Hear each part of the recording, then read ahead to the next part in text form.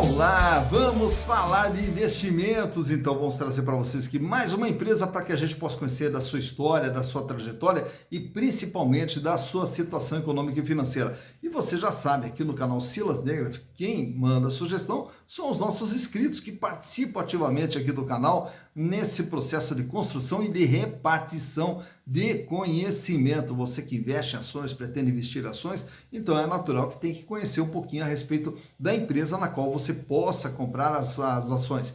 Mas, além de conhecer a história, saber o que essa empresa faz, temos que também saber se ela é lucrativa, se não é lucrativa, como que está a situação econômica e financeira dessa empresa. E aí, naturalmente, que os nossos inscritos mandam aqui a sugestão, a gente faz todo o processo de análise e reparte com vocês. E no caso dessa empresa, a indicação veio lá do Eric Santos. Ô Eric, um grande abraço para você, obrigado pela participação, obrigado pela sugestão, Eric. E também esse vídeo aqui é dedicado a mais 2 inscritos do nosso canal aqui, ao Aloísio Brum, lá de Balneário Camboriú, em Santa Catarina. Ô Aloísio, um forte abraço para você, o Aloísio que participou recentemente do nosso curso aqui de análise de balanços para investimentos. Um grande abraço, obrigado pelo companheirismo aí, Aloísio. E também, sabe quem? Adriano Costa, lá de Tombos, Minas Gerais, que também sempre está conosco aqui no canal Silas Negraf. Um forte abraço a você e a todo o povo aí de Minas Gerais, um meu carinho enorme aí por todos vocês. E também tem mais, tem a Helena Cândido da Silva, lá de Curitiba,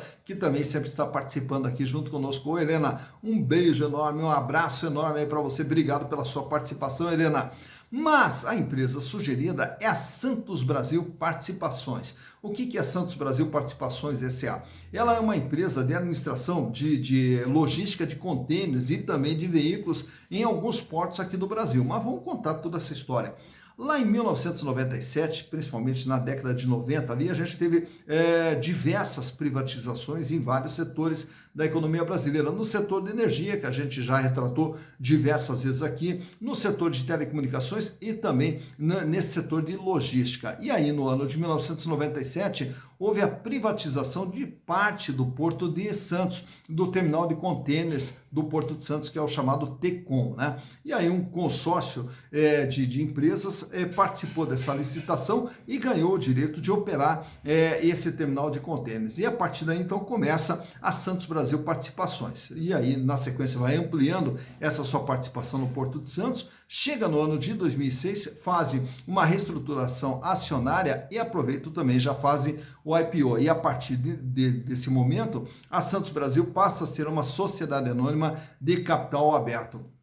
Também nesse ano de 2006, eles passam também a operar com o terminal de veículos, né? Toda aquela parte de logística de veículos que vão ser exportados, importados, então também essa passou a ser feita pela Santos Brasil. Já no ano de 2007, até com o dinheiro que entrou do IPO, eles adquirem uma outra empresa na área de logística, que é a Mesquita Soluções Logísticas. E aí também amplia sua participação na parte de entrega também dos bens importados, né?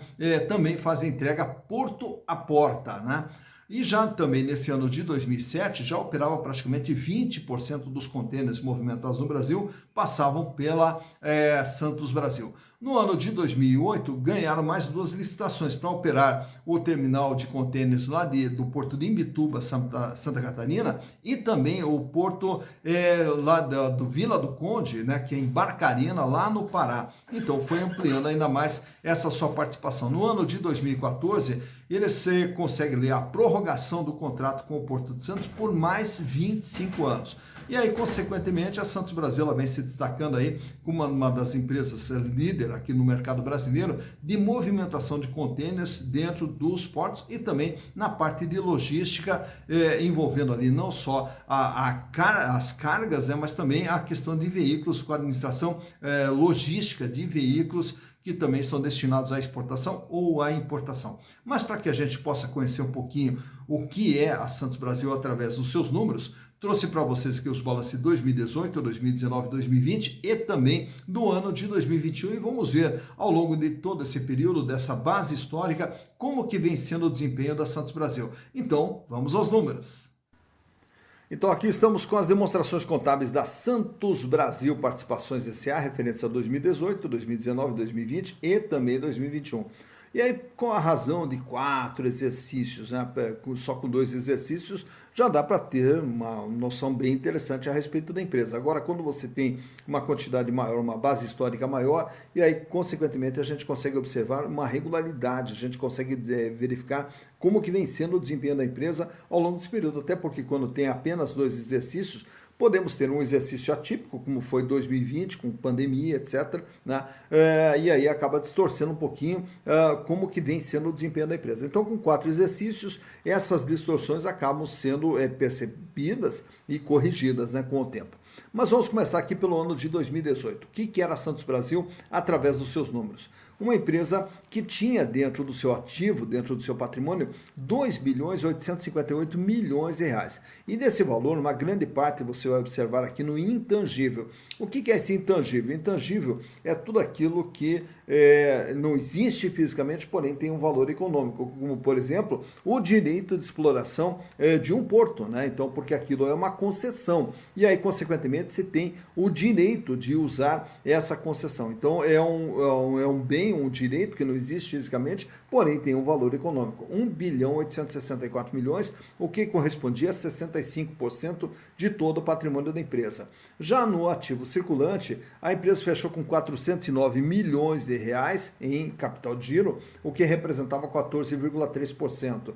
Desse valor, 253 milhões de reais era dinheiro em caixa, banco, aplicação, 113 milhões em contas a receber, e os estoques, que aqui no caso deles é mais para bens de uso e consumo da própria atividade, 23 milhões. Portanto, o capital de giro ele acaba se restringindo mais ao caixa equivalentes e ao contas a receber.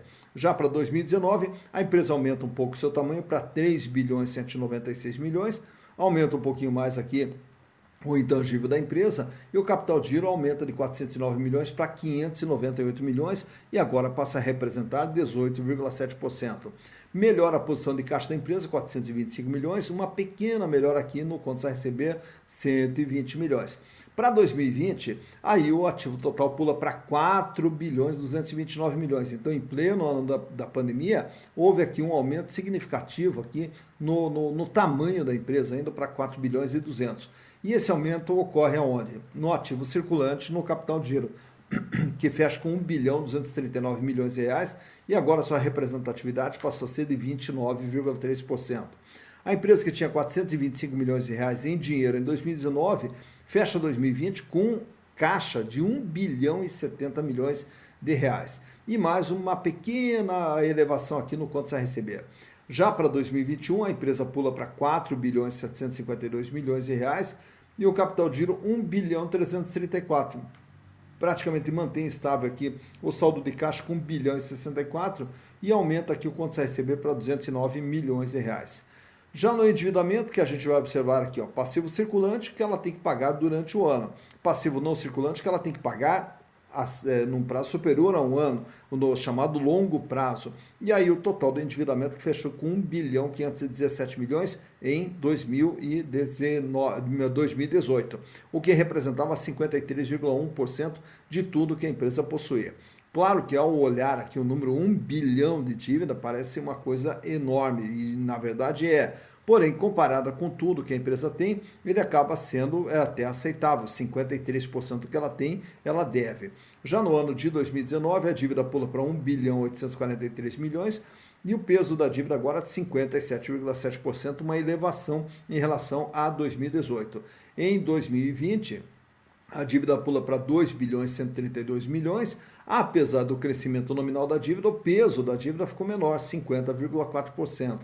Reparando também que a maior parte das dívidas da empresa, ó, você vai ver aqui no passivo não circulante, que são dívidas que vão vencer no prazo superior a um ano.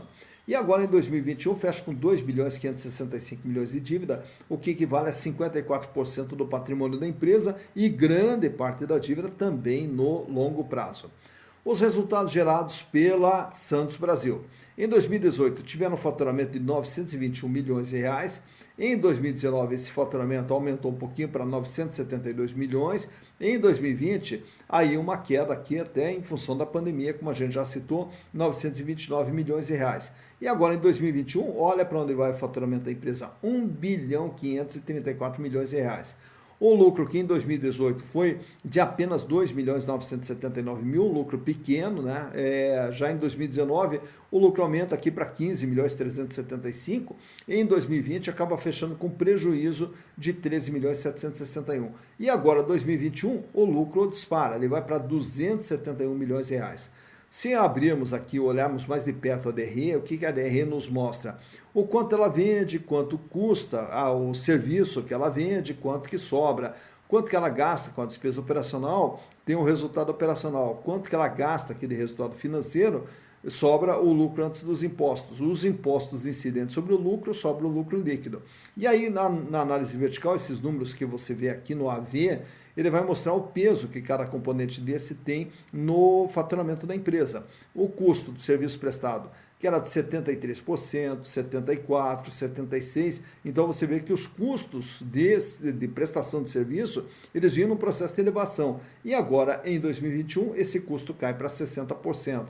A despesa que era de 19%, 16,9%, 17%, 15,4%, também uma redução aqui na despesa. Então, devido a essa redução de custo e devido a essa redução da despesa, claro que aliado ao aumento do faturamento, é que proporcionou esse lucro de 271 milhões de reais. Falando também aqui nos números da empresa, vamos analisar de perto a situação financeira através dos índices de liquidez.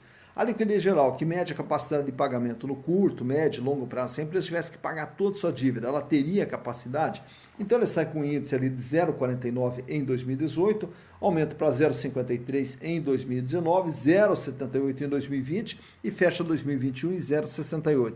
Para cada R$1 de dívida que a empresa terá que pagar no curto, médio e também no longo prazo, ela dispõe de 68 centavos, o que mostra que se tivesse que saldar toda a sua dívida hoje, ela não teria condições.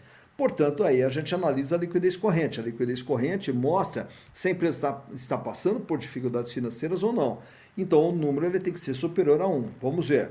Liquidez corrente, 1,36 em 2018, 2,54 em 2019, 4,18 em 2020 e 2,37 agora em 2021. Isso quer dizer, para cada R$1 de dívida que ela tem que pagar no ano, ela dispõe de R$ 2,37. Paga e sobra. Então, mostra que a empresa não tem problema financeiro. Recursos para pagar suas dívidas, ela tem. E para o longo prazo, naturalmente que a empresa vai gerar resultados, né, para pagar as suas dívidas também de longo prazo.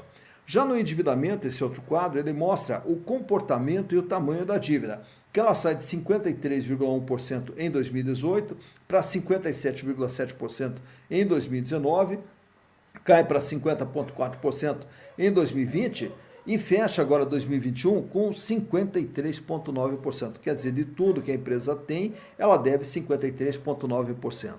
Já nesse outro quadro, temos aqui os índices de rentabilidade, quanto que a empresa ganha em relação ao serviço que ela presta, quanto que ela ganha em relação ao investimento feito e quanto que ela ganha para o acionista que investiu na empresa. Começando pela margem líquida, no ano de 2018, uma margem muito baixa, apenas 0,3%. O que é essa margem? Imagina assim, de tudo que você vende, tira custo, tira despesa financeira, tira imposto, tira tudo. Quanto sobrou? 0,3% em 2018.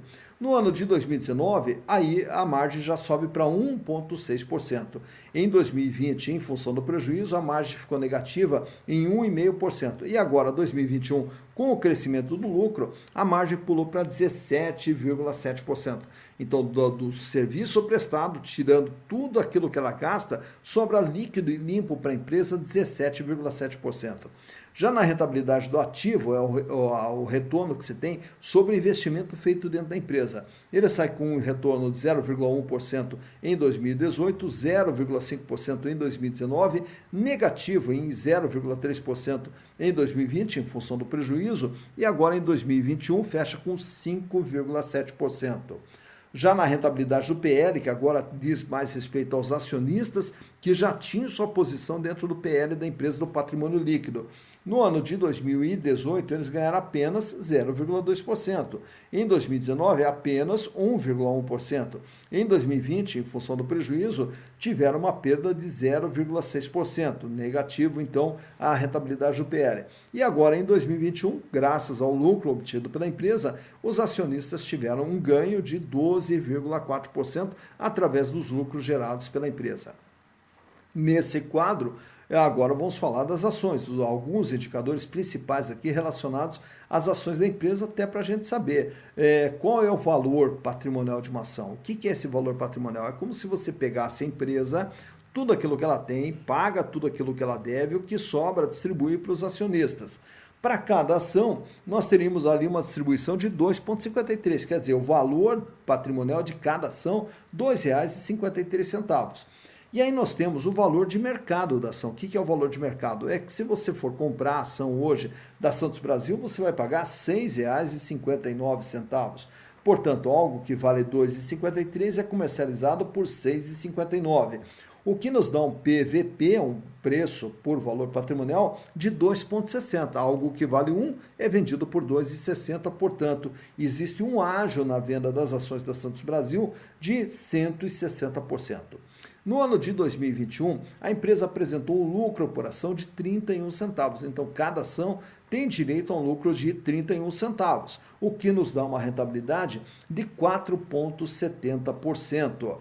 Já o lucro, ele pode ser totalmente distribuído ou não, de acordo com a Assembleia dos Acionistas, que vai decidir quanto que vai distribuir desse lucro gerado pela empresa. Então, do lucro gerado de 31 centavos, no ano de 2021 foi distribuído para os acionistas 14 centavos.